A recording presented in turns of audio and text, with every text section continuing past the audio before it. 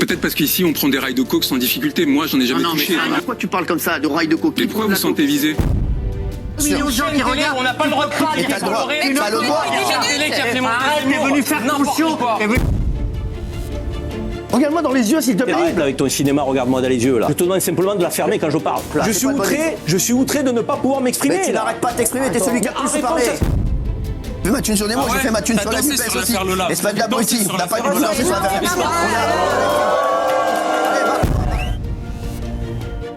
Je voulais juste savoir, Enora, en revanche, tu ne remets pas en cause notre sincérité. On n'est pas les ventriloques de Cyril Hanouna. Certains, si. C'est comme aujourd'hui, je l'ai dit, c'est comme aujourd'hui.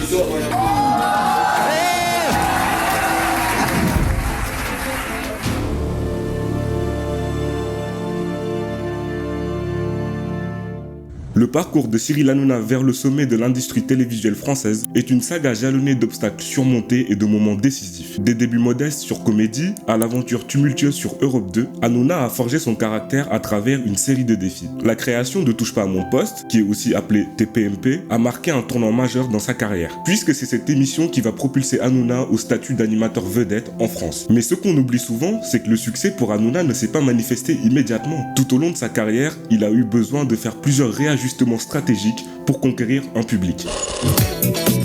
Bonjour à tous, si vous vous réveillez, vous êtes dans le Morning Live, il est 7h07 et je suis avec Mehdi. C'est un perroquet. Un perroquet. C'est un hamster? Oui, c'est un perroquet. Non, c'est un perroquet. Oui, c'est un perroquet. En fait, ça devait être un perroquet et on a eu un petit problème de logistique interne. Ils ont voulu en être, et bien ils en sont. Ils vont jouer avec nous, ils sont là.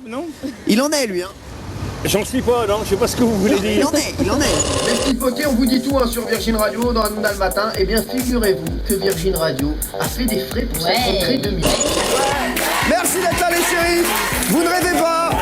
Vous êtes bien sur Énergie 12. Eh oui, Énergie 12. Et regardez, j'ai jamais vu un public comme ça, sans déconner. Nous sommes de retour dans Touche pas à mon sport. On est en direct, bien sûr, sur D8.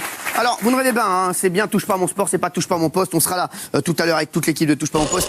Les polémiques, allant de commentaires controversés aux sanctions du CSA, ont ajouté des nuances complexes à son parcours. Au-delà de son succès à l'écran, Hanouna a élargi son parcours en tant qu'entrepreneur en créant H2O Productions. Mais même cette expansion n'a pas été sans embûches. Chaque aspect de sa vie personnelle est scruté attentivement, reflétant la réalité volatile de l'industrie télévisuelle. On s'est fait des ennemis de partout. Tout le monde, ils comprennent pas qu'en fait on est là pour juger un programme, on juge pas un animateur, mais c'est vrai que moi j'ai pas du tout d'amis dans le métier. Moi je fais ma vie, je fais mes trucs, c'est pas. Moi tu me vois là une soirée avec des chaussures Minelli, aller faire le bolos là, avec des gars là comme ça de télé, à dire ouais t'as vu, je m'en bats les couilles. La perception de Hanouna comme un homme ayant tout à perdre prend racine dans cette histoire riche et dynamique. Sa réussite actuelle est constamment mise à l'épreuve par des controverses, des fluctuations d'audience et une pression médiatique incessante. Chaque chapitre de sa carrière, du triomphe de TPMP à ses initiatives entrepreneuriales, incarne une trajectoire où les sommets sont accompagnés de risques palpables. J'habitais chez mes parents, comme moi j'habitais chez mes parents jusqu'à 32 ans. Après j'ai été donc comédiste, je te dis stagiaire, et puis après il y a M6 qui m'a repéré un moment. Et j'ai fait le Morning Live sur M6. Et après ça a pas marché, le Morning Live. Et après, je me suis retrouvé sans rien. Tu vois, pareil. Après, j'ai galéré, tout ça, pendant 1 an et demi. Et voilà, donc c'était... Mais bon, je jouais à la PlayStation toute la journée. Je kiffais du matin au soir. Ah ouais. Ouais, mais tu sais que personne t'appelle. Moi, personne m'appelait. Moi, c'était un truc de ouf. Personne m'appelait. C'est là où c'est un truc de ouf. Personne t'appelait, personne te calculait. Personne et me aujourd'hui, ton téléphone doit personne sonner. me calculait. Moi, je captais pas chez moi. Je jouais à la PlayStation toute la journée. Le soir, à 19h, je sortais pour voir un peu qui m'avait laissé des messages. J'avais toujours, vous n'avez aucun de vos messages. Je dis, bon, vas-y, je vais retourner jouer. Ses succès, bien que significatifs, ont été accompagnés de moments difficiles, remettant en question sa position au sein de l'industrie médiatique. Il est connu pour son style parfois provocateur et décalé, qui a parfois dépassé les limites acceptées par le public. Des commentaires jugés déplacés ou offensants ont généré des polémiques et ont été vivement critiqués, exposant sa carrière aux fluctuations de la perception publique. Allô? Allô? Allô? Oui? Qui est là? C'est par l'annonce? Oui, je sais, c'est Jean-José. Oh, salut Jean-José. Salut. Regarde, je vais te faire toucher une partie de mon corps. Ferme tes yeux, tu dois trouver ce que c'est. Je dois lui faire toucher une partie de mon corps, elle doit trouver ce que c'est. C'est quoi? C'est quoi? Ta poitrine. Ouais.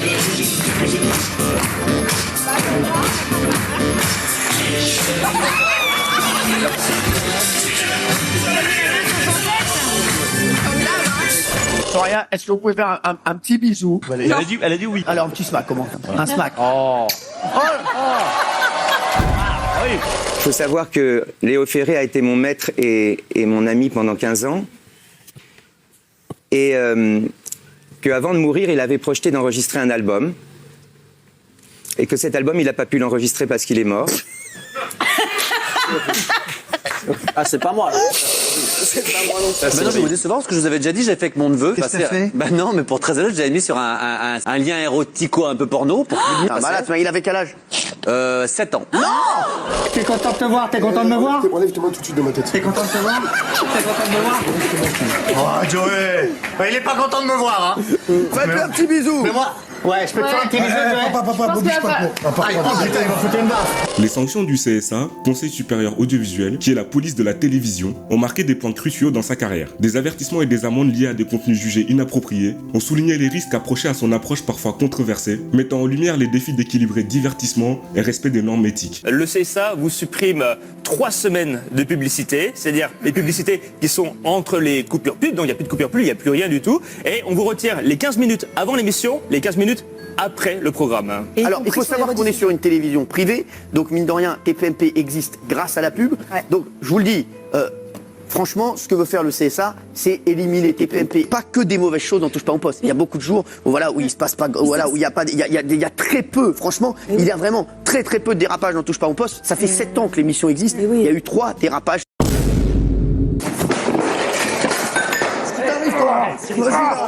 On était là, il s'est vénère, Mathieu il l'a poussé. Et il est tombé. Je peux pas te couvrir. Mon chéri, je peux tout faire, mais là c'est toi qui l'as poussé. Mais c'est moi qui l'ai poussé. Mais non, je m'en fous. Parce que je vais raconter l'histoire. Qui c'est qui est venu en juillet dans mon bureau comme une pleureuse, hein? Hein, voilà. Bien, j'ai rien, mais ferme ta gueule!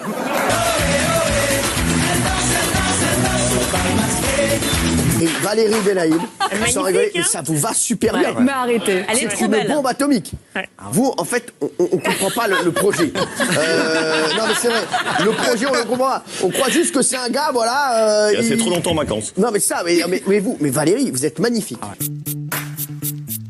Voilà. Pour ça, le CSA estime que cette séquence donne l'impression que le consentement de la chroniqueuse n'est pas nécessaire et la place dans une situation dégradante, véhicule une image stéréotypée de la femme, qui plus est dans une émission qui rencontre un écho particulier auprès du jeune public.